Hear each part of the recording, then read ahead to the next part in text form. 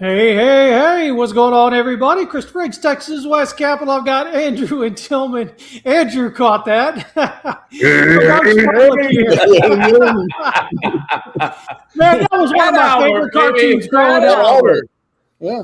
Listen, any reference to Fat Albert in the early 80s with the name that will not be mentioned, Bill Cosby, is quite a reference for this show. It's got all sorts of angles to it, if you know what I mean. Hey, man, I'm telling you, it's either that or all right. And, we're from Texas, so McConaughey's what it's all about. There's a classic movie right there, right?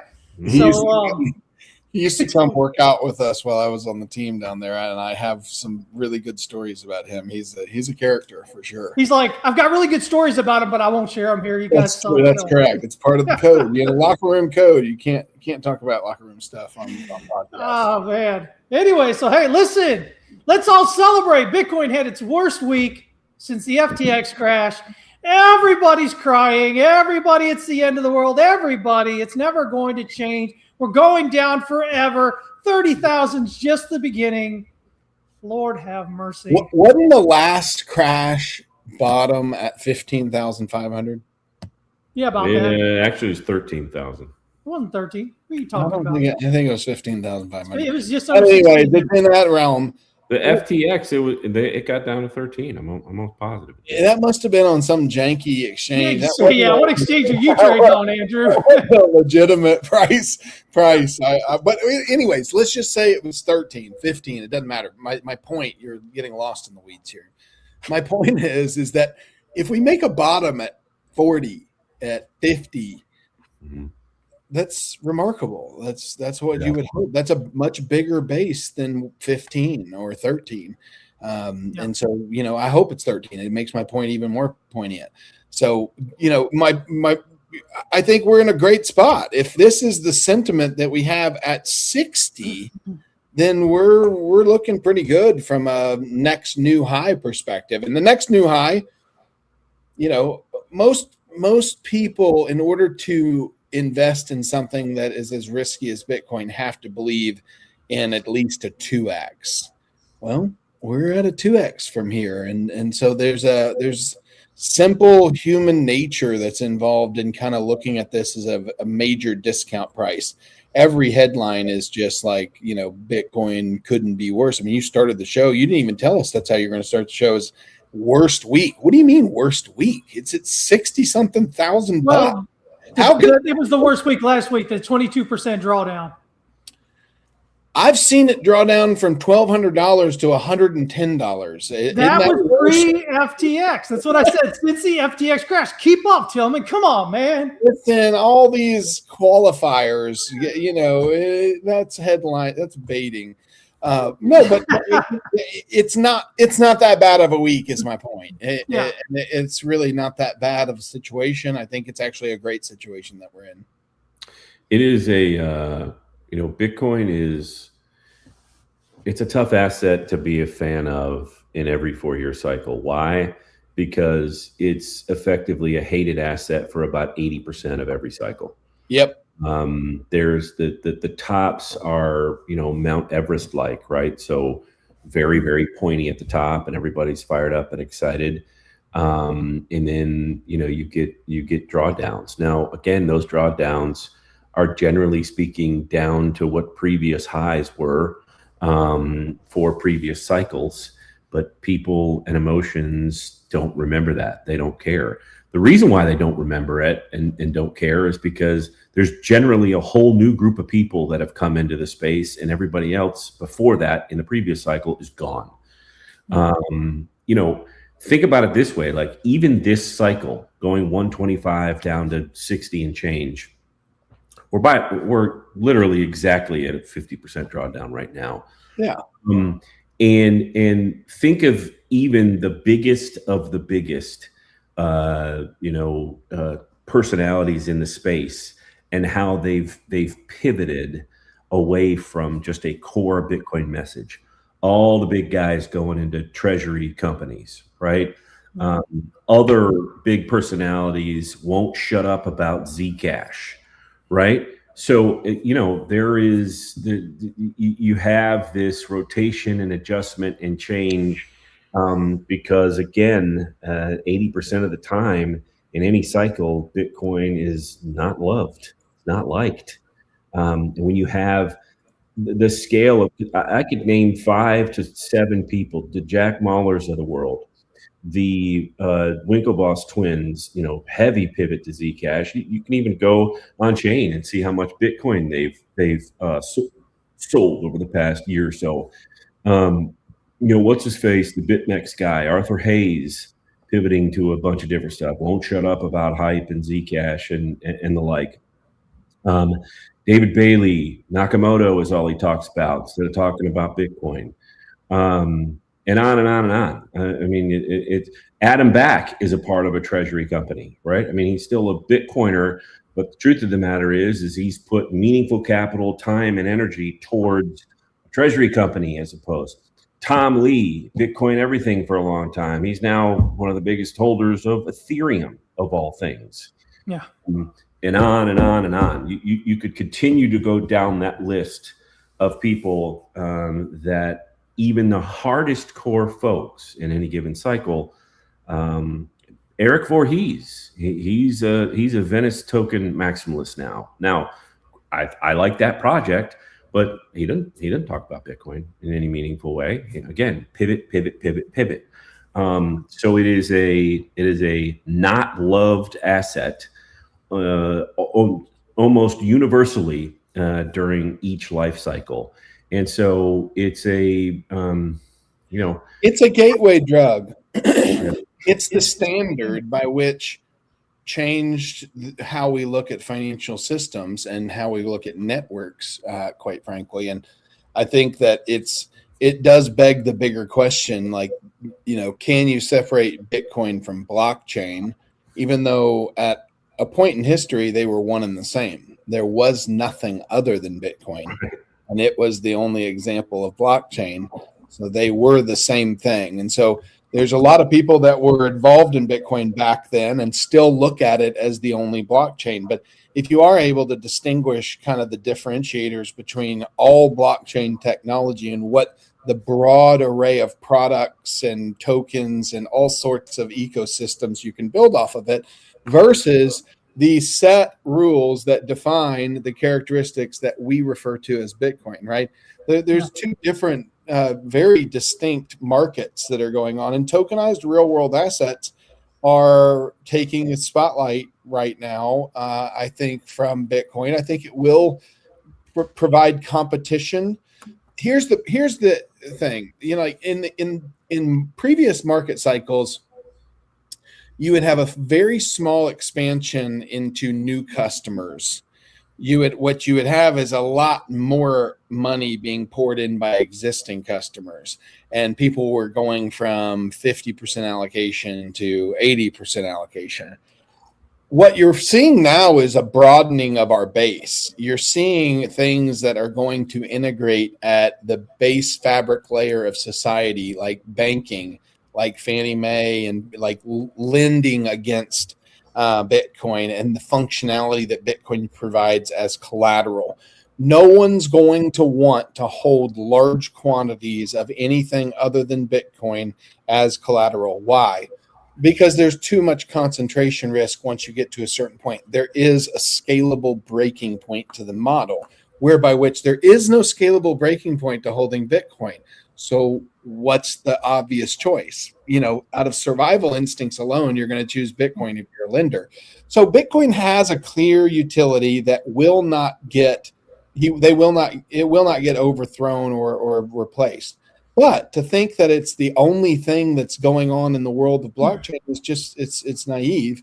And what we're seeing right now is, because legislation is allowing for it, this expansion in all other areas. Prediction markets have just taken a lot of shine off of it.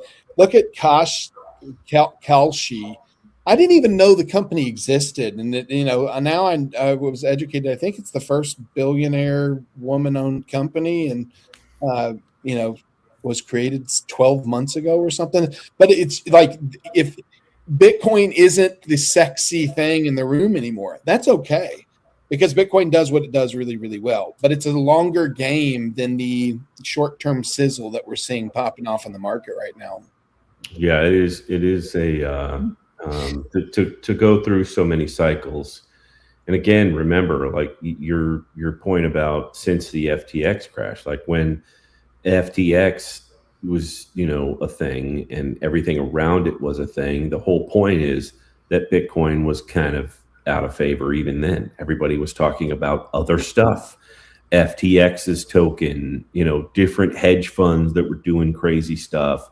Luna, I mean, Novogratz, who, was raised effectively on Bitcoin, got a Luna tattoo on his arm. Yeah. Think about that for a second. If that isn't a prime example of Bitcoin is a not loved asset through every cycle, even though it leads everything through every cycle, I don't know what is, right? So it's extraordinary to watch. And again, it's a fortune favors the bold type of asset that when we turn back up and sentiment adjusts, again, it will lead to the upside.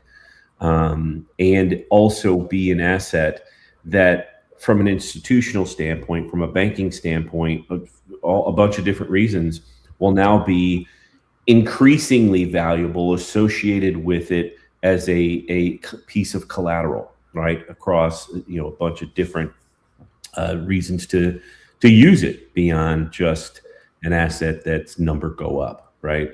That's been the cry of the anti-business, crowd. Oh, it's just a number go up thing. It doesn't do anything. I mean, that is all shifting as we speak, right? Bitcoin is collateral. I think Coinbase did a few of its first mortgage type of transactions with Bitcoin over the past week or so. I mean, yeah, we're living in the middle of it right now, and we don't see or hear it in a big way because, as I said, 5 minutes ago, all of the biggest voices in the space aren't talking about Bitcoin. They're talking about something else completely. Well, let me give you an example of this in real life. Okay. We have a fund, and it's a real estate and a crypto fund. If you are going to do a crypto fund right now, a Bitcoin treasury company, whatever, pick your flavor of ice cream, but it be only Bitcoin centric. You're going to be capped at, unless you're Michael Saylor, at, call it, I think a $500 million raise, even under the best brand out there, would be a difficult task right now. Whereas rewind time and people were raising $750 million, $1 billion left and right for Bitcoin only type endeavors. That's changed. What the sophisticated world wants Bitcoin for is it has a lot of asymmetric upside. It can produce a large return in any given year that can be captured and then de-risk the primary model and add a little bit of juice that differentiates the primary model from all the other primary models. And so real estate is a heck of a partner that Bitcoin will find in a lot of efforts going forward, I can assure you, because they just are very complementary to one another as it pertains to the risk profile of Bitcoin compared to the risk profile of real estate, and the lendability of one asset versus the other, and the tax harvesting effects of one. There's just a lot of things that are very powerful when combined. But I don't think it's what Bitcoiners want to hear when we are thinking, well, it's going to be a Bitcoin centric thing. No, it may have 5% exposure to Bitcoin, but that 5% could double the traditional ROI of the fund. And that's enough. Like, they don't need any more exposure than that. And so I think that we're going to, but my point in saying all that is you do it right, and you start to have conversations about raising several $1 billion, not 25 million, not 500 million, not 250 million. So it's a maturing of our market, right? Bitcoin offers something to the broader market that really, it's remarkable that it's got such a seat at the table right now because every table wants someone sitting there. I just saw our friend from Gemini, Marshall Beard. He just got hired, I think, by JP Morgan. Same type of a thing. They want, the expertise from the crypto market to come into the TradFi space and really start shining a light into how to be a leader here. So it's all good news as far as I'm concerned. And if the price is down right now amidst all the development good news and all the, the price is going to take a moment to catch up, right? I mean, this is what happens. We get these advancements and these new moves for Bitcoin, usually when we're doing the drawdowns, usually when we're doing those bear markets, and then everybody recognizes the impact of it as you move out of that bear market into the next bull market. And so, we sit here, and this is really crazy to me because I think the issue that a lot of people have with markets is they don't know what the hell they're doing. They always assume it's never going to go back up, right? And so if you understand that Bitcoin is always going up, and so the likelihood until it doesn't is that it will, at that point, you should be excited about the fact that you can get it lower. You should be excited about the fact that you can get it at 60,000 right now. Yeah, exactly. That's what a market looks like, right? Exactly. But we don't think of it looking like that because there's a whole lot of these in that up channel that, depending upon where you buy, you're down a lot at any given point in time. But the market makers, they want that. When they look at Bitcoin's potential, they literally say to themselves, what's the volatility channel that can be created with this asset? And how long can a 45-degree curve be maintained? Like, those are the two questions. If they answer those questions favorably, it's like me telling an oil guy, yeah, we'd hit oil. It's 10,000 barrels a day, and we have a 70-year depreciation curve or decline curve attached to the production. It's just gold. It's as good as it gets. And then you go, okay, well, what about its, intrinsic value as collateral? What carries no carry risk? Okay, so you take a bank right now and you go, okay, what's its worst? There's a story that went around Houston for a long time, and this guy basically was a real estate mogul, and he was going bust. All the banks that he owed money to, they all had a meeting that he called, and he goes, guys, I'm going bust. Here's all the keys. And he just had thousands of keys that he just basically plopped in front of the bankers and said, have fun. This was my collateral against the loan. I'm done. See y'all later. And the bankers are all looking like, what do we do with this? They don't have the infrastructure to manage this real estate. They're not in the business of real estate. Here's the truth. They don't want the collateral. Yeah. They just want the paper that's attached to the collateral. Yeah. Well, Bitcoin changes that. They want the collateral now. Why? Well, because it's not a pain to hold 10,000 Bitcoin versus 1,000. There's no incremental management scalable issues there. Whereas real estate is the lending backbone of our banking system, and there's a limit there. We're facing from a lending perspective. This just came to me. If you think about our economy as being a debt-driven economy, right? Has to have, and that has to expand, which allows us to inflate our dollars into that expansion. And as long as our economic growth keeps up with it, then everything stays in balance. No different than the gold standard was limiting to the expansion of capital. That's why we got off the gold standard, right? Real estate is a limiter to lending capital. Real estate is the limiting factor because there's management risk attached to it, and there's infrastructure cost attached to it. There's carry cost, significant cost, yeah. If you talk about replacing Bitcoin into that, it allows us the same expansion potential from the gold standard to where we stand today as to what we're capable of lending in the future to where we're lending today. And that is good. That's economic expansion, because if AI provides the driving, GDP expansion potential, and at the same time we're able to include the masses through this growth potential of asset, appreciation, this is the only way to rebuild the middle class, and really the only way. This is the rebalancing of the financial system at its core. Yeah, and speaking, go ahead. No, I was just going to say, because part of my role here on this show is to connect everything that we do or say to some sort of movie or television show, right? And so the little graph that Tillman held up, the tops of those graphs are "you can do it" from the water boy, and at the bottom it's "oh no, we suck again." So it made me think crypto Twitter right now is "oh no, we suck again." Sadly, that's so freaking true. Oh my god, that is the greatest reference we've had on here, I think. Yeah, I mean 2 years ago, everybody. It was 58K gang. I remember going out to a Bitcoin event in California. All right. And it was, Bitcoin was in the mid 50s, 58. I think it was for that particular day, like in that 48-hour period, Bitcoin was actually like starting to pump a little bit. And so, in the room, it was like, hey, everybody that's at a table, like give your best guess as to what Bitcoin was going to be at by the end of the day, the end of the thing, right?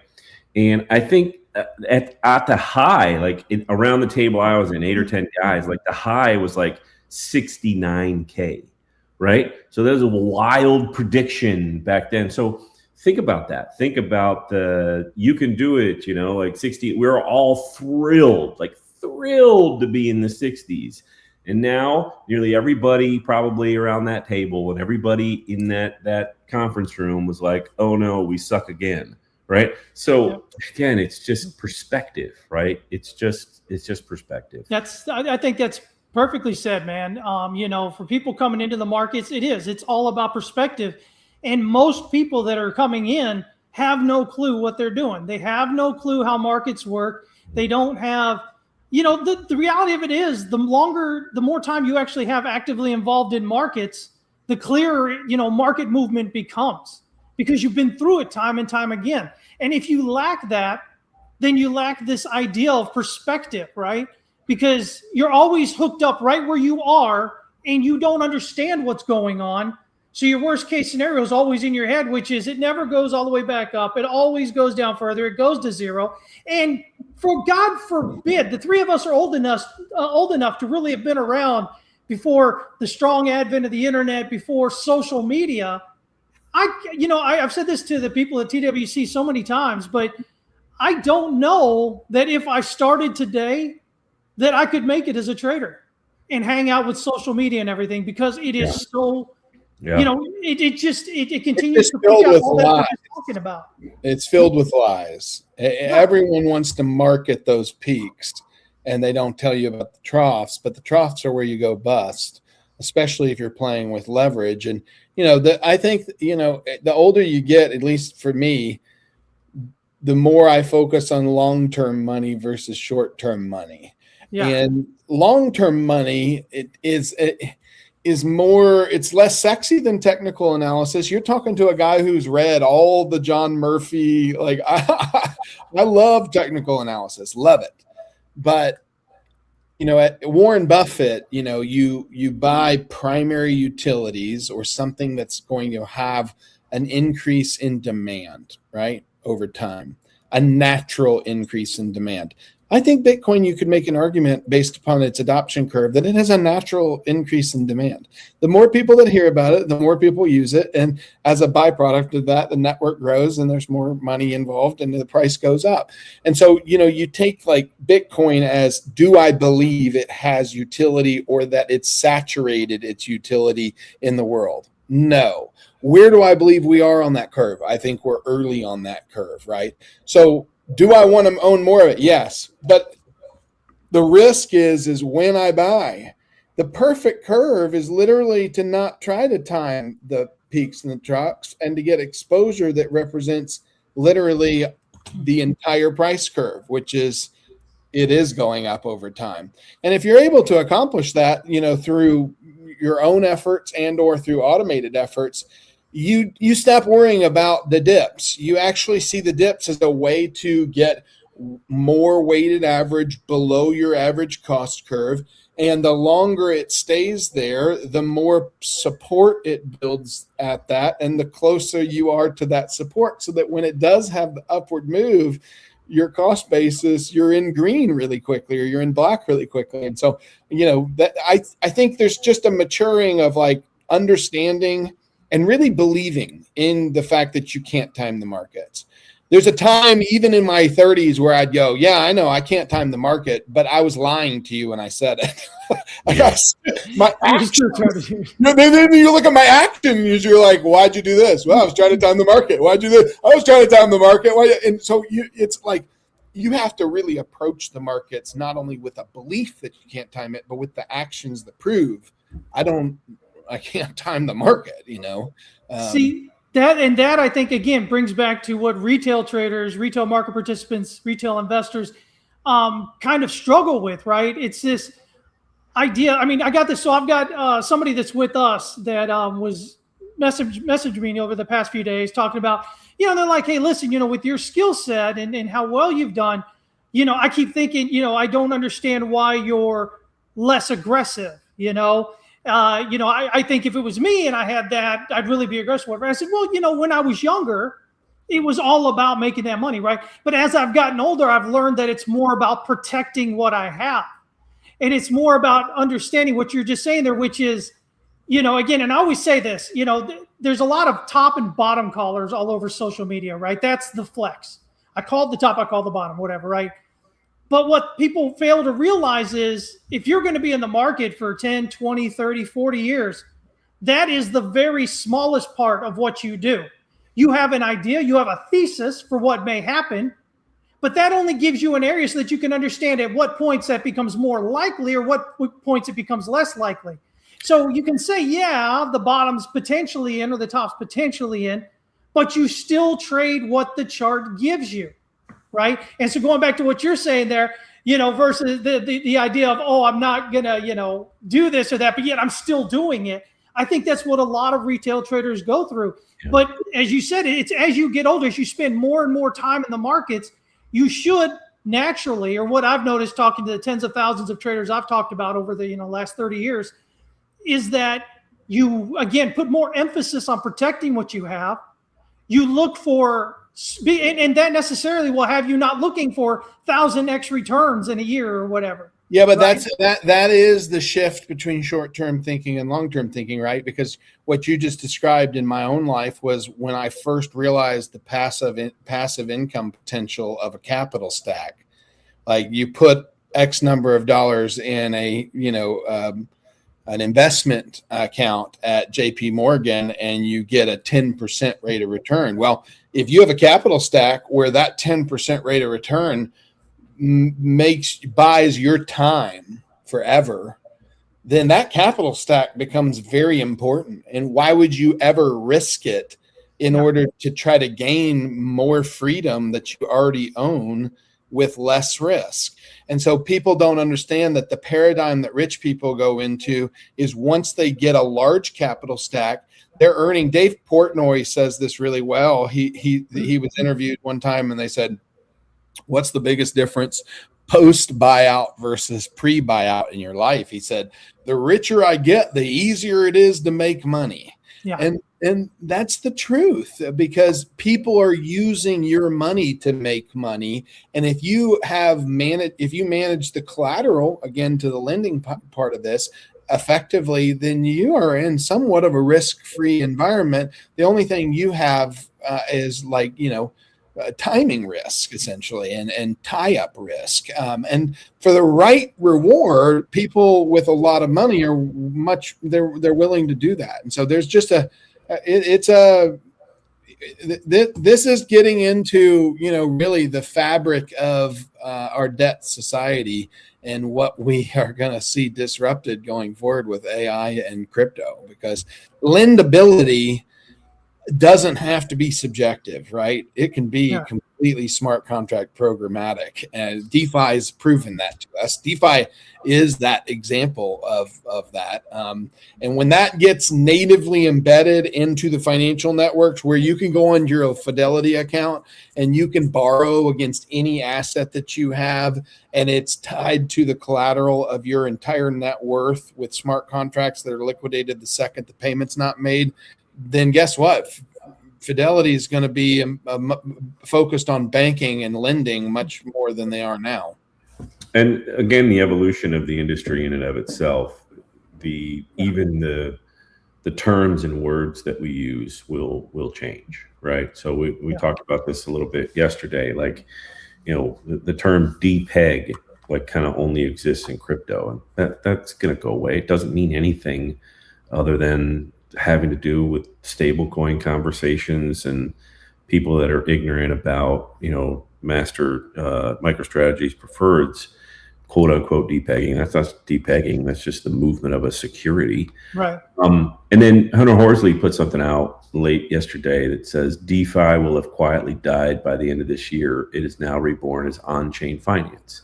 So yeah, there will be a time on-chain finance, because of the proliferation of DeFi becoming a part of the larger financial space.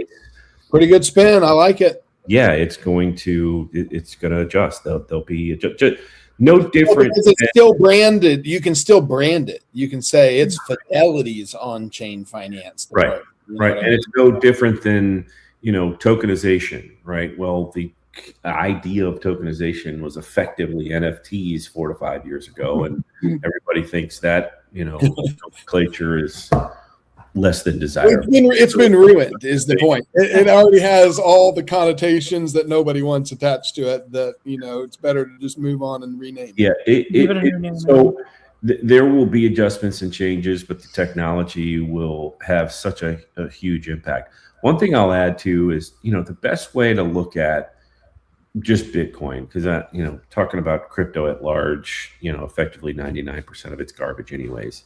But taking a look at Bitcoin, the best thing to do for people, and how you get there is a different conversation. You have to just choose what percentage of your overall investment portfolio Bitcoin needs to be. Yeah. And then there has to be a strategy to get there or stay there, or at times move your position down just a bit to stay at 10%, right? There's, obviously Arch Public sells a bunch of tools that can help you do that, but it is, you have to make that decision, and then you have to go about the business of getting there or staying there or making adjustments. That way you're less emotionally connected, or your emotions are very, very different, right? If you want to get to 10% of your overall portfolio and you're at 6%, well, every time it dips to in the 60s or 70s or even 50s, you're like, this is an opportunity for me to move up from 6% to 7 or even 8. You're excited about it, right? And then to another extreme, 150K, 170K. Well, now I'm at 13% of my portfolio. So I'm going to take some of that off the table, get back to 10%.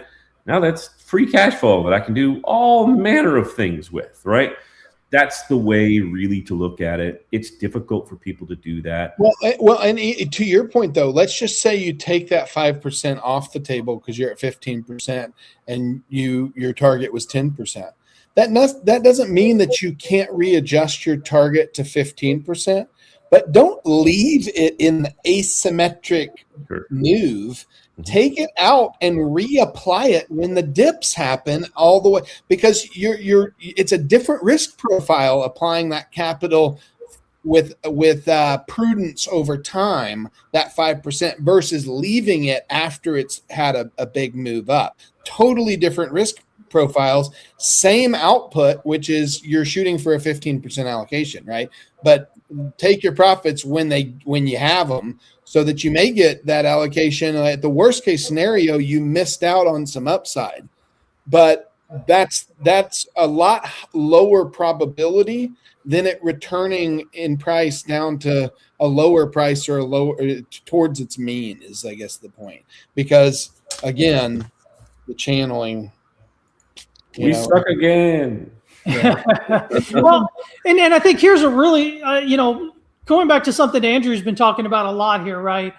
The fact that the market continues to go up, right? It continues to build bases. When you think about stock market, it continues to make these higher highs, right? We've basically been in this secular bull market since March, April 2009, right? Since we started the petrodollar. So, well, but here's something interesting I was thinking about. So when you think about what's going on, a lot of people are fearful that we're going to have a huge, big depression coming up, right? And even I discussed that potentially, about 5-6 years ago. But here, because we hadn't had anything like that since 1929, 1933, which was the Great Depression. But as we look at something else I've talked about here more recently is this idea that we're moving into a brand new epoch, right? We've got so many converging technologies coming together. It's basically mimicking, but to a greater extent, when we hit the railroads and whatnot.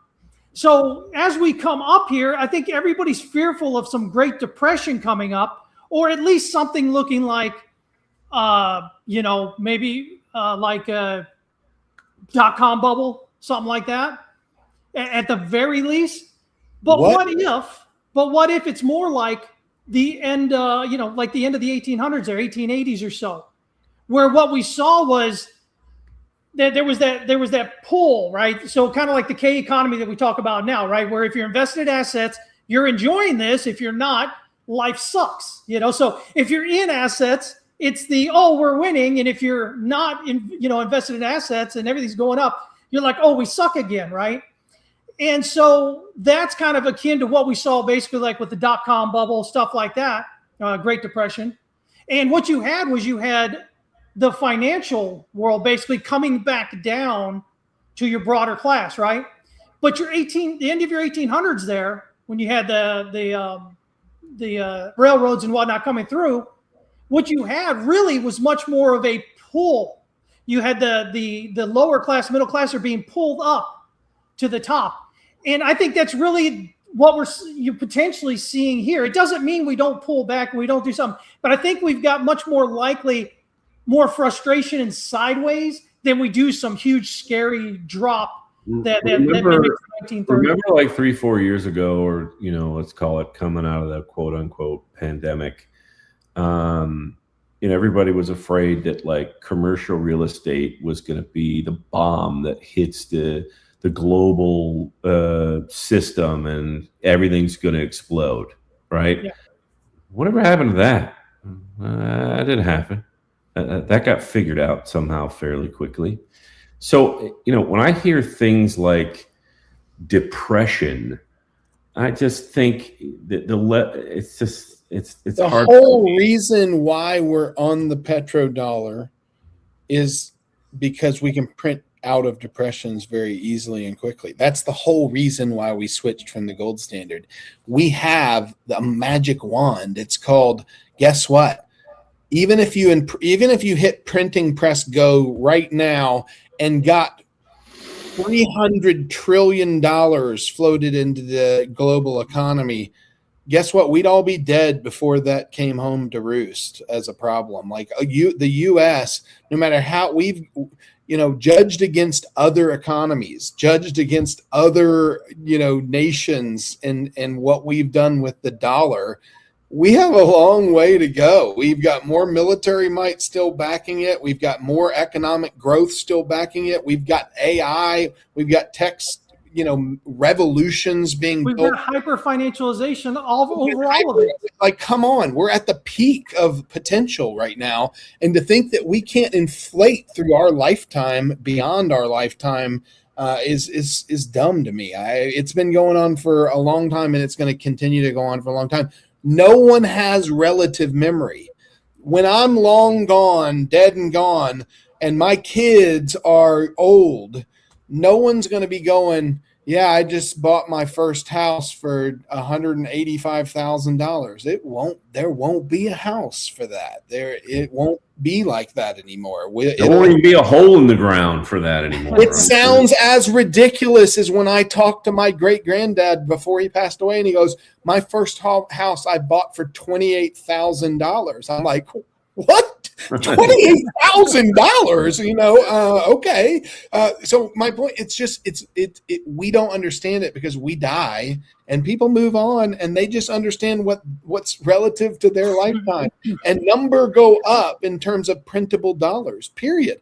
And let me tell you, even if it's just to keep up with this whole AI race thing, they will print more money than you've ever imagined in the next 10 years on the back of national security, because it's that important and it looks to be that disruptive to global economics. And he who has the chips controls that universe, that digital world. And that digital world's becoming more data driven and more powerful and more measurable and more, just a small snippet of that we're starting to see, right? Where, supposedly, additional automation, robots, AI, all that stuff is going to really, really hurt jobs. But the reality is the 28 million square foot facility that has to get built and then staffed also exists, right? Yeah. So that's a plus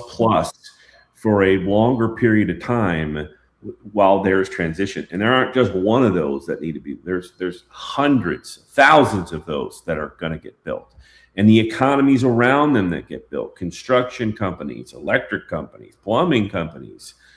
Well, those are just the centralized examples of it. I saw a really great company that's come out and they've said, hey, if you want to become a data center in your new neighborhood developer that you're building, and you're building 2,000 homes, buy these new AC units we have that have computing power online. And now every home is a micro data center that combined you represent X on the grid.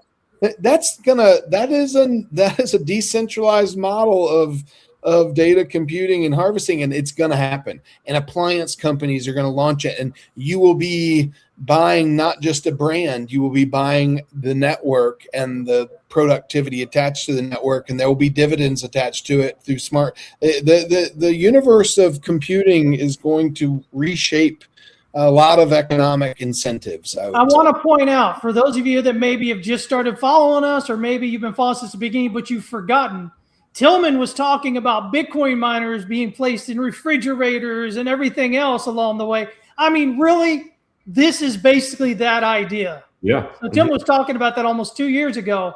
It's broader now that AI has become that. Well, I was talking about this 10 years ago. My whole model at the very beginning was taking Bitcoin miners and putting them in little carts and going to hotels and saying, hey, you've got vacancy. Just wheel these in vacant rooms and plug them in, and let's create a little network and you have no value being generated in those rooms right now. Why don't we generate some value, right? There's just value that can be harvested. And this is just another example of that. I don't know if you know this, but they actually made a movie out of Tillman doing that with carts and going into hotels. They changed it a little bit, but it was Tommy Boy. They made a movie about the brake pads, him going around. A good look at a butcher. A butcher, if you put your head up there. Wait, it's got to be your butcher. No. Oh, it's your bull. By the way, to the point about energy generation and some of this stuff being part of the home and connected to the different grids that way, like we're not too many steps away from that. Like a lot of the homes around me in my neighborhood and others now have like a generator that's wired into the thing, right? So that's not a huge step away from, well, we already have a generator there. Let's replace it in 3 years with a generator that also does this other stuff, right? Let's talk about that generator, because there's a very unique case study about this. So those generators, in order to stay operational, they need to start up once a day, once a week. They don't do well if they sit idle for long periods of time. And so most of them have automatic startups once a day, once a week. They'll kick on, run for 15 minutes, and then shut themselves off. And that avoids them breaking and having premature failures. And that allows them to extend warranties and all that stuff. Well, the startup energy that it takes is more to keep that maintenance cycle than if you left it running on a variable drive at a low frequency, very low wattage, essentially almost a no draw, but enough to power the primary pumps and the components and all that stuff. So you basically just have it running on minimal electricity. That allows it to never have the startup amperage needed that spikes peak demand. Peak demand is what you're after reducing here. It's not usage. Yeah. Usage is not the problem. It's the peak demand that's needed. It's no different than, like, think about how big of a pain it is to start a lawnmower. The pulling of starting it is the peak demand needed to get it. Once it's running, it's not a problem to run. And that's the same thing with all motors. And so variable speed motors are kind of a way in which large commercial buildings keep their AC units from just going off and on, off and on, off and on, because that just drives peak demand up. And that's a multiplier on your bill against all the KWs you use. So it affects the price of every KW you use, not just the AC units anymore. So reducing your peak demand is of obvious benefit to you. But if you want to run that unit, right, that's producing power even at the low frequency. Well, what do you do with the power? Well, you could put it to computing needs, and you could have a computer in there running off of that generated power, and you could be generating in computational value much more than the power is costing you. And there's a positive return model that allows you to do scalable, compute models within appliances, and it's happening right now. I mean, it's going to be at scale too. Yeah, like I said, so many new technologies converging at the same time right now, and most people are going to miss it. I've said this multiple times. Most people are going to miss it as it's happening here, and they're going to wake up one day and go, "What the hell just happened?" And not realizing that they just lived through it, and day-to-day gradual movements through it, they weren't paying attention. One day they remember back before these things were happening. Current day, it's all happening consistently, and it's just what happens. And and I think that's if you're an investor, looking to go, okay, well, how do we invest in the future? I think that's why you end up missing the things that you miss. You get through there, you're like, oh my God, I was here at this time and I missed it. I missed NVIDIA, over the last 5-10 years. I missed even the last year. Marvell, or I missed, by the way, Marvell's going to the S&P 500 now. I missed, you go through and you go, okay, I missed, the SanDisk spinoff. But don't let a loss beat you twice. I mean, that's the point of it, is you got to get back into the game and get exposure. The exposure is what you're after. And in spaces like ours, I mean, don't try to be a genius. Just pick good teams with good products that have a good adoption curve. If you judged Bitcoin on its adoption curve alone, you'd still be attracted to it, is my point. Yeah. Like, you don't even need to know the market cap. You don't need to know the players. If you just looked at the adoption curve and you said, is this a good investment? You go, well, until that curve proves otherwise, yes, I'm going to get on that trajectory. Just a reminder that over the next 30 days, we've got two pretty big things happening associated with Bitcoin in the TradFi space. Both Goldman Sachs and BlackRock will have launched their Bitcoin covered call strategies, ETFs. Right. So BlackRock just updated their filing. The last time they'll update it, and it looks like it's going to be a 65 basis point product. I was about to say they're undercutting, aren't they? Yeah, they're undercutting the other two that are currently out there, and probably Goldman as well. But contextually, when you have BlackRock and Goldman Sachs launching these types of products associated with Bitcoin, that means that demand remains extraordinary, extraordinary. People that are in the 10 million and up space in terms of portfolio values, not just overall net worth. That's a different marker, right? Net worth has to do with things like your house value, land, other stuff that's not in your Goldman Sachs, brokerage account. It's liquid. So 10 million and above. Those people are doing what I just talked about before. What allocation do I want associated with Bitcoin in my portfolio? Is it 1% like it may have been a year and a half ago? Is it 5% or is it 10%? And so they're playing around with that 3 to 9% number, and BlackRock and Goldman are feeding them product to get there, right?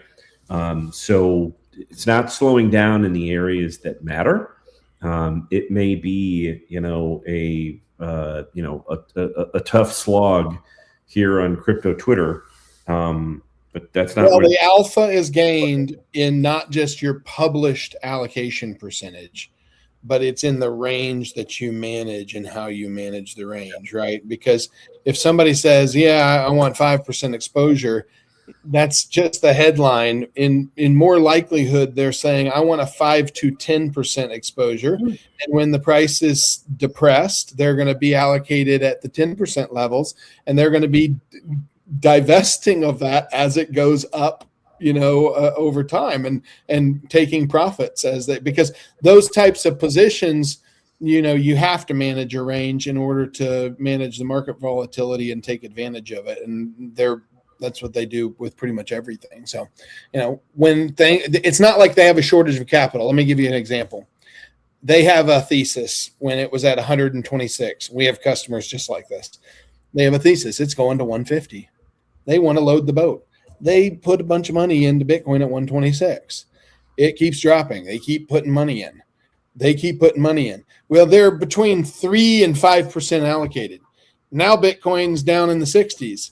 They still have lots of cash, guys. They're not over there going, well, they're going, well, it's a lot cheaper than when I first started buying. Put another percent to it. And then it goes down, put another percent to it. And even if they do that over and over and over again, it's still very relatively small to their overall. Because even if they get that number up to, let's just call it 15% or 20%, which is small compared to some of the people I talk to, they're looking at it from a risk perspective. So they're going, the likelihood of Bitcoin going down another 50% from here is less likely than it doubling from here. And therefore, if I have 15% allocation and I'm incurring the worst case risk that I don't believe there's a catastrophic risk event that's going to occur, just the price depreciation. Well, if I go down to 7.5%, I may lose 7.5%. That's less than my original 10% willing to risk allocation. So it's within my risk parameters. You see what I'm saying? Like I'm not worried about it beyond that. And the other point is what you pointed out. I put 5%, 2% in versus retail, which is completely opposite, generally does 100%, or they go get loans and they're doing 200% of what they can actually, not even what they can afford, but what they have, right? And that right there is the difference. I put out that book called, Before You Blow Up, which looks at what professional traders do versus what retail does. And retail doesn't often understand, or when they do that, they try to explain it away by, I only have a little bit, so I have to do all this extra risk and whatever. Not realizing that taking on all that extra risk is exactly why they're losing their money, right? Well, they don't understand the laws of compounding, which is the power that you're trying to harness. Like anyone will tell you that if you can make a steady, consistent, 1%, 2% trade, that's gold. I mean, you don't have to make 5 of those a year before you're outperforming everywhere else. You see what I'm saying? Like if you can make a 2.5% clip on the trade, but there's a lot of people that just go, I'm going to make 12% or more, or I'm not going to make the trade. Well, okay, the market doesn't care what your rules are. Take a 2% win and prove that you can do that 5 times in a year, and now you're really talking about strategy. Now you're a winner.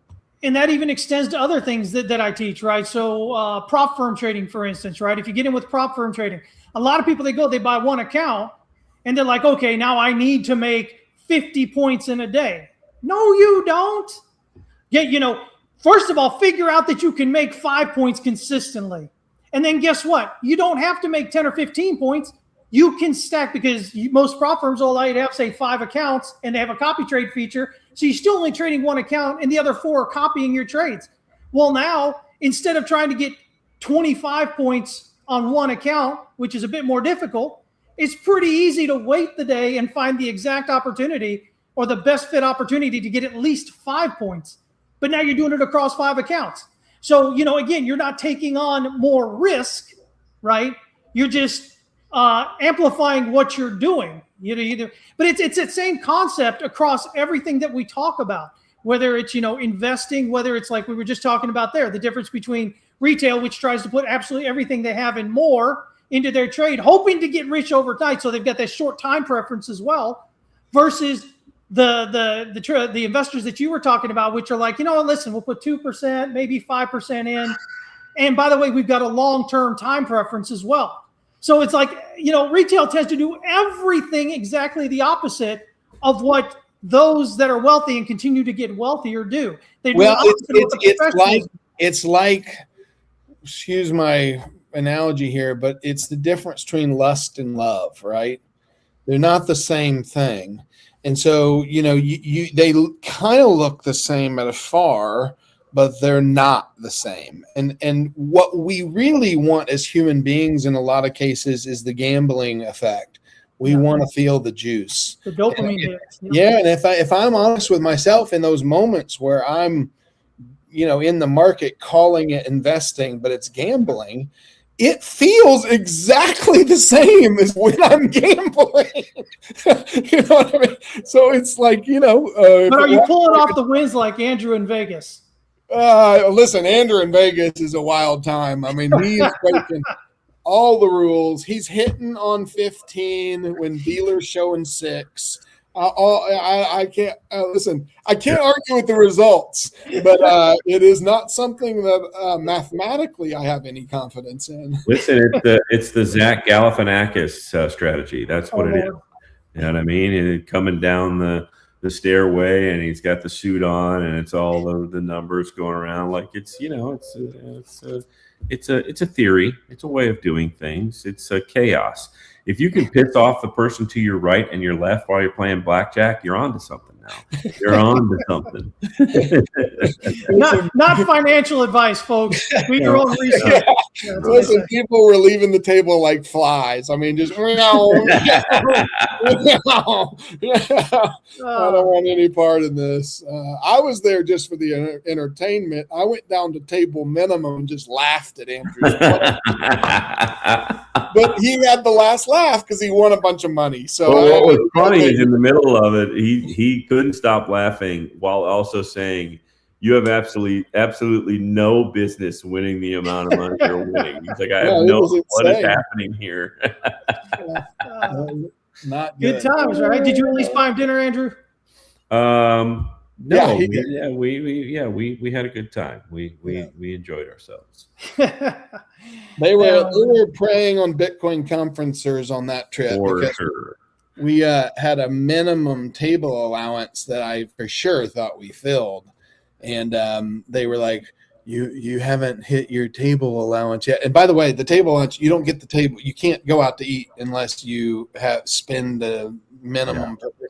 So we ended up to fill the table allowance, they brought us a bottle of 100-year-old brandy that we got to try with our entire team. And it was quite the experience. Not going to ever do that again, but well, hey, before we get out of here, I know we're coming up in an hour here. What's the next? I know you guys attend a lot of events throughout the year, more than most people. What's the next event y'all are going to be, Arch Public's going to be at? That's a great question. Yeah, we're definitely looking at something that Pomp's putting together as it pertains to public companies and their stance on Bitcoin and adding it as a balance sheet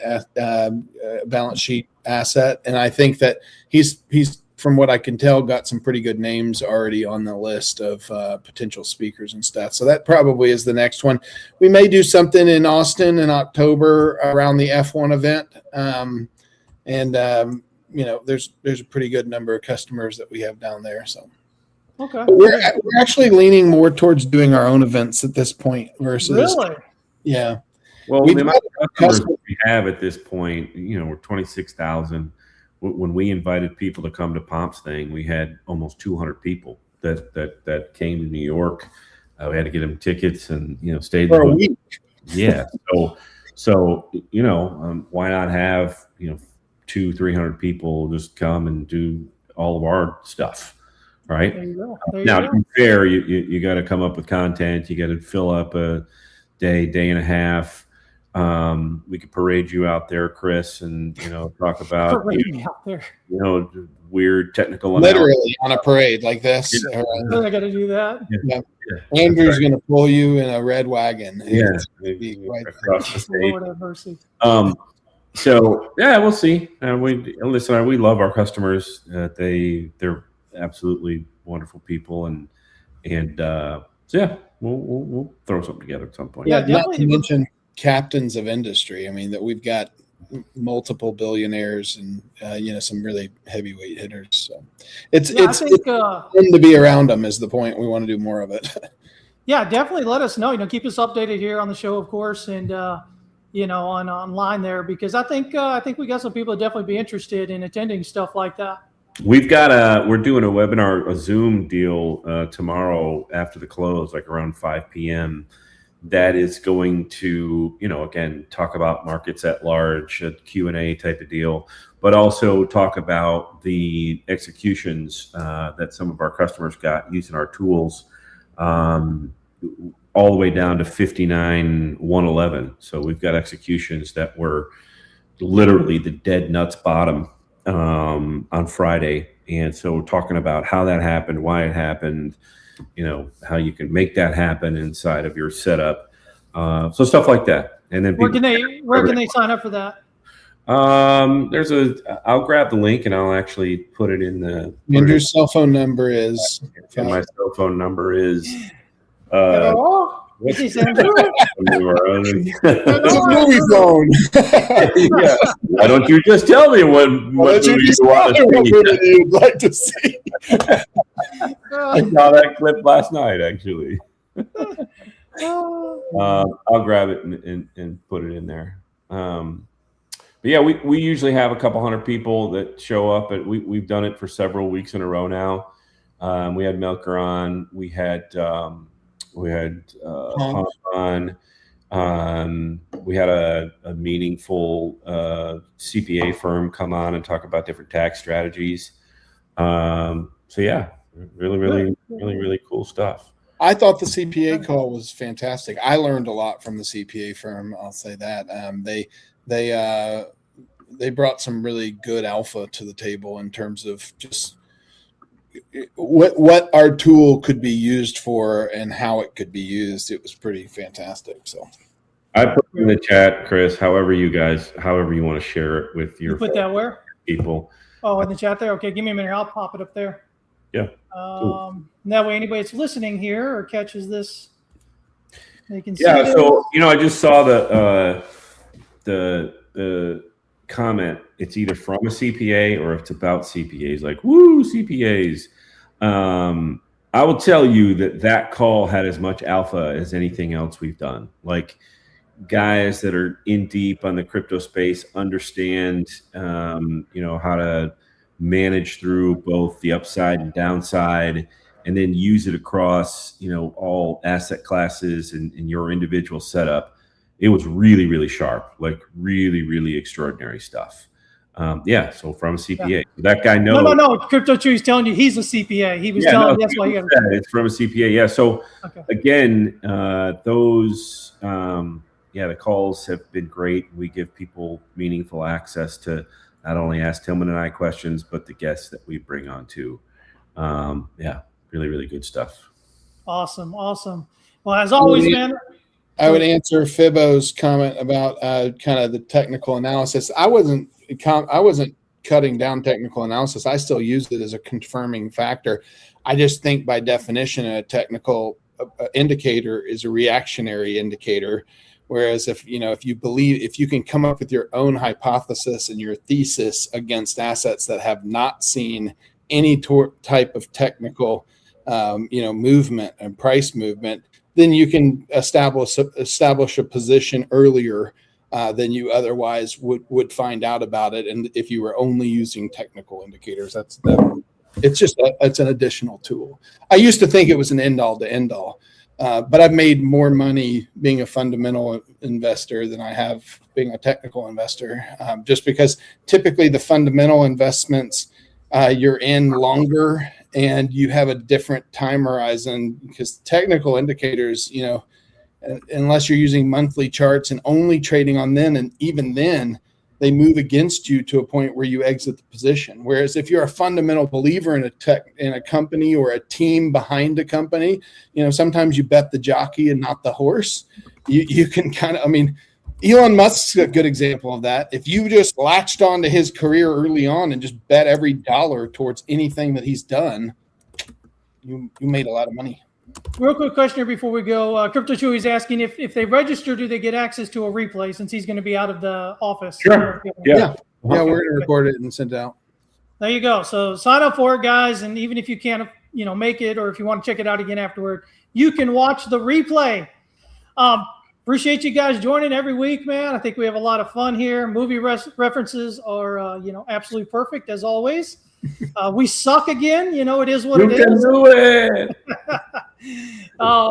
But yeah, so hey, everybody, listen. I'll be back on Friday, market breakdown. Hopefully, you guys will join in for that, and then we'll all be back next Wednesday for Beards of Bitcoin. And starting in July, guys, Fibbo and I will have a show on. I believe it's probably going to be Monday evenings around 5 p.m. Eastern for about a half hour weekly, which we'll be doing there. So get to watching that when that happens. Y'all have a great week. Trade safe. Thanks a lot, guys. We'll catch you all there back on X. Take care, everybody.